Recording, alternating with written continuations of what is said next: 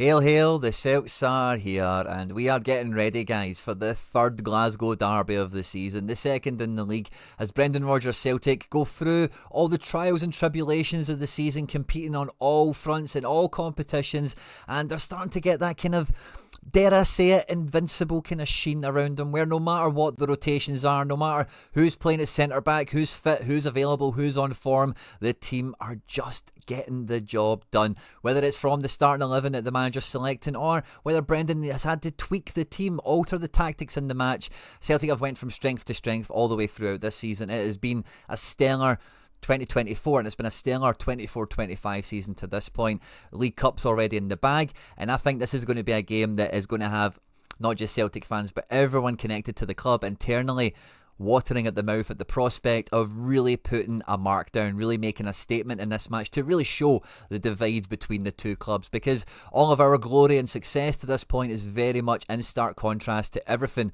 that's happening over there in Mordor with all the orcs and goblins baying for blood as we find them at the moment. So this could be a game that we start singing songs about. This could be a game that really goes on to define this season, this Brendan Rodgers second iteration of the squad. In the video today, we're going to do our best to forecast and predict the starting 11 for Celtic, as well as preview the game, you know, what we could see, how it could unfold, etc. At any point in the video, if you do laugh, you learn, you like something or whatever, please do like and subscribe to the channel for more content like this, and get into the comment section. And you know what I want on these videos, I want a score prediction for you guys, and if you can give me a man of the match as well, get those receipts on the internet. If you're going to be coming out after the game saying, I knew that was going to be the score, I knew this guy was going to show up, you're going to want to screenshot it from somewhere. Drop the comments down below. I want score predictions, I want man of the match shouts, and anything else, guys. The comment section is always on fire on this channel, and I love engaging with all you guys once the videos go out, seeing your thoughts and feelings and your hot takes on the games that are yet to come or that have just been. And yeah, let's just get stuck straight into this one, because really this game didn't need, this video didn't really need much of an introduction. I think we all know the point of it. I think we're all ready to go, and we just want to talk Celtic. We just want to see who could the team be, how are they going to probably line up, and ultimately, how excited can we get about this game. Now, I've got the Rangers projected 11 on this. I don't think there's much wiggle room in terms of who can or will start on injury and availability, as well as just who is their better players. Maybe the Danilo change out here on the right from the cup final might be something, but otherwise they've got serial loser down here. And on the last Rangers breakdown video, somebody was like to me, that's not how you spell cereal. On screen now is one of my favourite AI images, and this is why he's called Cereal here on this channel. But they're going to be starting with Sterling in at centre-back rather than having Balogun, the bomb scare, or whoever else they want to play. Otherwise, quite a recognisable team from what we've seen in the cup final. But as a keen eye has probably spotted, there's more than 11 Celtic players here. And normally the starting 11, it's not easy to predict, but for these games it's kind of like, painted by numbers. Dyson's going to play, this guy will play, and you can kind of knock the team together. But there's actually 4 positions here where there's a case to be made that there might be a curveball, or there might be something a bit more unexpected, or there's a bit of a 50-50 decision to be made. I'm going to start with the strikers, right? Because Adam Idah didn't start the last game. Kyogo did, and became Kyogo again, scoring 2 goals against St Johnstone. Big smile on his face, and you do feel that he's maybe, coming back into a bit of confidence and could hit a great bit of form in this next stage of the season. And I do think that Kyogo will be preferred to start this over Big Adam Idah. But with this match being away from home and the way that Brendan has continually managed the squad throughout the season, I wouldn't be completely shocked if Idah did get a start here. But Kyogo is the guy for these games, and Idah off the bench later on can be very effective, as we know already. So I just wanted to put that out there, that if Idah did start, it's kind of in the script. It's kind of on how Brendan's been managing the minutes and the forwards throughout this season so far. I was actually quite disappointed that Idah didn't start the St Johnstone game after starting Motherwell. I know he wasn't great against Motherwell, but Kyogo starts so many games, and his scoring record this season hasn't been it to keep someone else out. And Idah's numbers per minute and all the rest of it aren't actually that bad, So I wouldn't be completely surprised if Idah did start this one, but I think it's going to be Kyogo, isn't it? It's quite similar with centre-back as well, because Austin Trusty now hasn't played since being subbed off at half-time in the cup final due to tactical reasons. And we can always get behind the manager for any changes that he makes, but I love it when he makes those no nonsense changes where it's like, this is just the best thing for the team and we're going to go about it regardless of the fact that we paid £6 million for Trusty. When Engels was taken out the team, it doesn't matter that it cost £11 million. Even though Kyogo isn't scoring goals, it doesn't matter that Ida costs us £9 million. It's about the players, it's about the best 11, it's about the team game, the team strategy and all the rest of it. And Scales has grabbed that by the scruff of the neck really and reclaimed that he is like the main centre back. And I say main because Vickers is just not going to play 100% of matches down to fitness. Scales could play 100% of matches from what we've seen of him already in terms of how robust he is, and he can go weekend to midweek to weekend. We've seen it already in his Celtic career. And I think the fact that not really that Trusty came off in that game, but that Scales has played every game since is the telltale here. I think it would be very brave of the manager to bring Trusty out of the cold, having not played a minute since that semi-final, since the final, sorry, I beg your pardon, since that half-time. That's why semi came into my head, half, and whatever. And yeah, bringing a centre-back, you want the partnership fluid, you want them tight and working together. Scales and Vickers have had that for the last couple of games. I did think against St Johnstone there was a strong argument for Trusty to come in for Vickers and give him that little bit of minute relief, but no, the manager stuck with Vickers. We could see Trusty be subbed into this game later on, and I think that might be his role in the game more than anything. So I think like the centre-back and the striker, although there is maybe some conversation, a decision to be made of some sort, I don't think it's really going to take up that much time for Brendan or really for any of the fans out there. The two main areas where there is going to be discussion, there is going to be a divide in opinion, is number one in at left back and number two being centre mid. Now I actually think both of these decisions kind of go hand in hand, or almost going to dovetail with one another, and it really depends on, for me, how Brendan sees this game going and how he believes our best approach into the game is going to be. If we start with defence, the rest of the defence does kind of pick itself, right? Taylor and Valle are quite similar in a lot of ways in terms of the role they play for the team. It's not like when we signed Valle and when we looked at his profile from being in La Liga 2 at Levante, he looked much more like a wing back, playing in that 3-5-2 system and the second in La Liga 2. But in Celtic, he has become that inverted fullback, and he's so energetic, so nippy, very direct as well. But it's not like if you play Valle, you get a fullback, and if you play Taylor, you get the inverted fullback. They both basically do the same job in essence, and it is a kind of the horse for the course. Who does Brendan want to go with? Does he want to go with Valle, who played fantastically well against St Johnstone, has arguably been our best left back in the Champions League this season, and a guy that really, like, with the exception of the first half at Aberdeen, has he really had a bad game for us? It's hard to say. Whereas Taylor has made, he made that mistake against Rangers. He made up for it later on in the game, of course. And he made that mistake. Was it the game after or was it 2 games after? But there was like deja vu for Taylor, but he was playing those crossfield passes and being in autopilot mode almost, So Brendan's on file is saying, number one, he really likes Taylor. He really wants him to sign a new deal. He's a very important part of the squad. And number two, that he looks after the ball very, very well. And I think we get that from Taylor, that he's actually more of a centre mid.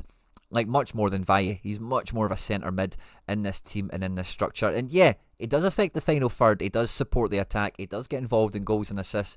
And he can be a very vital, cog in the machine, as it were.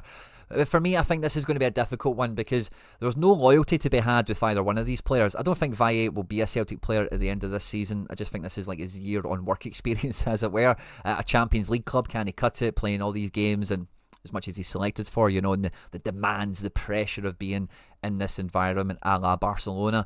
And with Taylor, he can talk to other clubs. He could sign a contract tomorrow. He might have signed a contract by the time this game comes. There's even some jokes going around there, and I don't know if they're jokes or wishful thinking, that Tierney could be on the bench in this game. Tierney might play this one because it's on the 2nd of January and, a couple of days to go.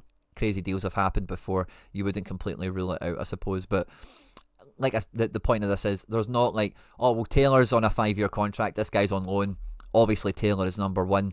I say there's no loyalty to be had with any of them. It's the best way of putting it, and it will be who the manager believes is the best player to select. Now, Valle came off the bench in the final and was pretty effective, and that might just be the strategy for him, that he is one of the 5 subs that we'll use to reinvigorate the team, to keep the team tempo high and to stop them maybe getting some edges or getting some yards in the match as the game wears on. Taylor, could you bring him off the bench? I think you could, but I think Valle maybe impacts a match in a variety of situations, maybe a bit more prominently than somebody like Taylor would. But I am really torn on the left-back one. I think it is a real 50-50. Ultimately, I think Valle will want to start a derby game, and I do think that when you bring in these players, I know Barcelona are in financial distress, so it might not have been part of this, but I do think when you're bringing these players in, that it has to be some sort of like promise, or not necessarily a promise as in like I guarantee this, but a promise of like, hey, if you're good enough, we'll get you some good games, you'll be able to develop here, you'll play in the Champions League, check, he's done that, he's played off the bench in a final against them, big game, check. But I think before he goes back to Spain, he'll want to play in a derby, he'll want to start in a derby, and you know, we're 14 points clear. By the end of this we could be 17, of course, but I think if all things being equal, I would see Taylor starting this, and Valle could maybe start the last one when it's like, hey, league is home and hosed. We'll be at home for the last one as well, and that might just suit him in terms of any kind of development that we've offered him in the deal, that he would get some derby action and some Champions League action and all the rest of it. Whereas this, although it's not like a high pressure game, we're so far in front, and that's not going to change anytime soon. But I think Rodgers wants to put the mark on the pitch. He wants everyone to see the gap between the two teams, because the final, as we all seen, gave Rangers a really false sense of where they're at, and you only need to look at the results since the final to see that really they're a victim of their own attitude. You know, in any walk of life, if you go through it blaming external factors and everything else for shortcomings and failings, you don't take any degree of ownership in that, you will never improve at anything. It's just something that I know to be true in my life. You see it in sport, you see it in football, you see it in business, you see it in all sorts of places, and that's just there to be seen. So I think Taylor helps have that steady hand on the wheel, and I think that'll be the selection. Now, the reason I said the left back and the midfield kind of go hand in hand, because again, it's like if you start Valle, I think the feeling is like go for the jugular, like from the beginning, top tempo, give them no inches, like really make this Danilo guy track back, really give this serial loser too many problems to deal with, and really then kind of pen them back, because they're not going to have the luxury like they do in Europe of sitting back and counter-attacking, which is where they get the success. For them to be at home against us, the pressure is on them to get on the ball, to win the game, to come at us. And that, again, maybe that does lend itself to Valle, because he can just get into space quicker than Taylor. So like I say, it's a real 50-50 call, right? But the same thing is basically what's happening with Bernardo and with Arna, the last action hero, Engels. Because Engels, as we've seen, is much more of a front foot midfielder, where when the space is open for him, he will run into it, he will charge up the pitch, even if he's not on the ball, if it's a third man run to come in and support the attack, if we've worked the ball down the wide areas of the pitch, or through Hatate rather than him. And Bernardo, like, he does have a bit of that, especially against Rangers, quite famously, you know, bursting through the midfield from the bench, taking that shot, which then Adam Ida converted. But as we've seen against St Johnstone, Bernardo's natural habitat is a little bit deeper. He's very clinical, he's very good on the ball at making good decisions, and not losing possession, being very safe, and defensively, like if he needs to pull a shirt to bring a man down on the halfway line, he'll do that. If he needs to just get the ball out of danger so we can reformat and, get everyone in the right positions, he can do that. So if Brendan feels that we need that extra bit of security that maybe Taylor offers, maybe then, do you need Taylor and Bernardo? Is Valle and Engels two attacking? So is it kind of 1-1? Do we take Taylor and then Engels? Do we take Valle and Bernardo? Or is it like Valle and Engels, Bernardo and Taylor? So I think that's the real question on how the team will be shaped out, because the rest of the team really does pick itself. Personally, I think Engels has been primed to come into this game over the way his minutes have been managed over the last couple of games, and the increase in quality, result and performance that we've seen over the last couple of games just screams out to me that Rodgers has been telling him, you're going to be ready for Ibrox, you're going to go there and you'll be back in the team and you'll be a hero on the day if you follow the mantra and you pull your weight. So I think this will end up being the starting 11 that we go out with. Now, where this game will ultimately be won and lost is going to be on chance creation and taking your chances. As we've seen with their goalkeeper, he's not the prime asset that they thought they were. It was funny because after he was up here for a little bit with them last season, it was like, oh, they might have to sell him and they might get a few quid, and now it's like, yeah, they might still need to sell him, but I don't know if they'll get a couple of quid for him as much anymore, because they're quite happy that Igamani and one or two of these other guys might now have some suitors to bring some money into the books, into the coffers, obviously. So I think chance creation and conversion will be a big part of it. And Kasper Schmeichel, if there was a goalkeeper we've had this millennium that you would not guarantee, but you would back to get a clean sheet at Ibrox, It's a 50-50 against two guys, and it's Schmeichel and Fraser Foster, really. And that is the calibre of keeper that we have. He is a difference maker. He is the big green clean sheet machine. And I think that, if they get 5 shots and we get 5 shots, we're scoring more. End of story. I don't think that they have really the creativity and the dimension in midfield to really create a lot more chances. What was interesting in where Rangers got the plaudits in the last game was that rather than we're going to put someone on McGregor and we'll stifle McGregor, and if you stifle McGregor, you stifle Celtic. That's not what they did in the last game. They went behind McGregor and they waited for us to shape up and start to play passes across the pitch, and then they were just trying to snip in, grab it, counter-attack, which was it wasn't like they were playing well. I gave them a lot of credit because it was a different game plan. It was something rather unexpected and they made the most of it. But can they come up with another game plan that is going to be somewhat unexpected and effective?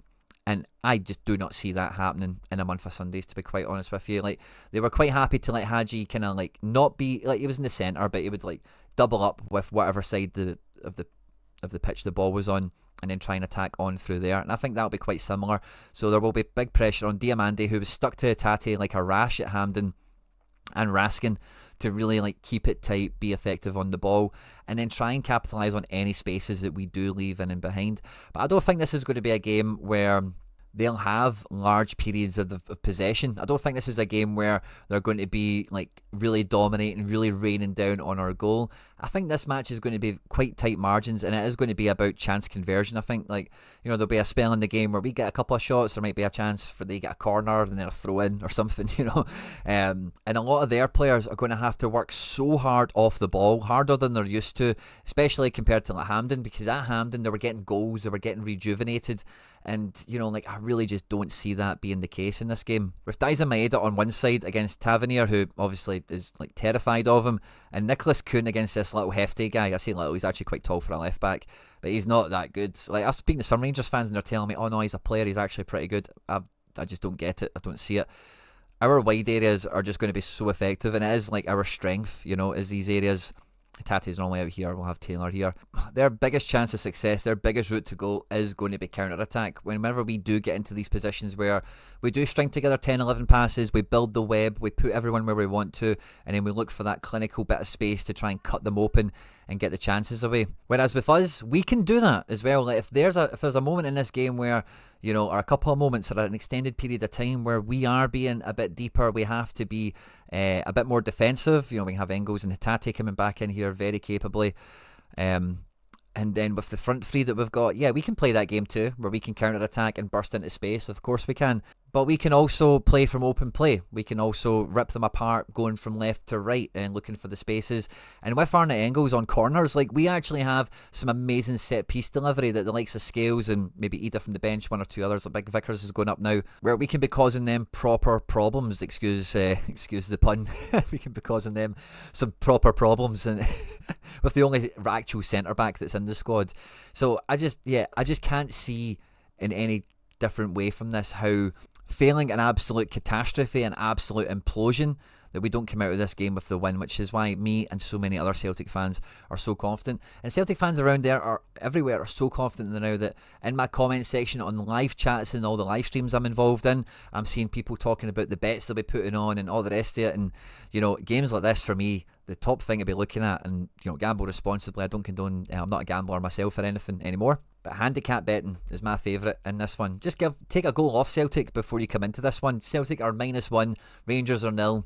We'll still beat them. That's how I kind of feel coming into this game, because their bench, the guys that they'll be bringing on 60, 70, 80th minute in the game, if it is tight, maybe they're winning by a goal. Best case scenario for them, maybe it's a draw, a good scenario for them. Or if they're only one goal behind us, which I'm sure if you gave them that right now, 20 minutes to go in the match, they'd probably take it.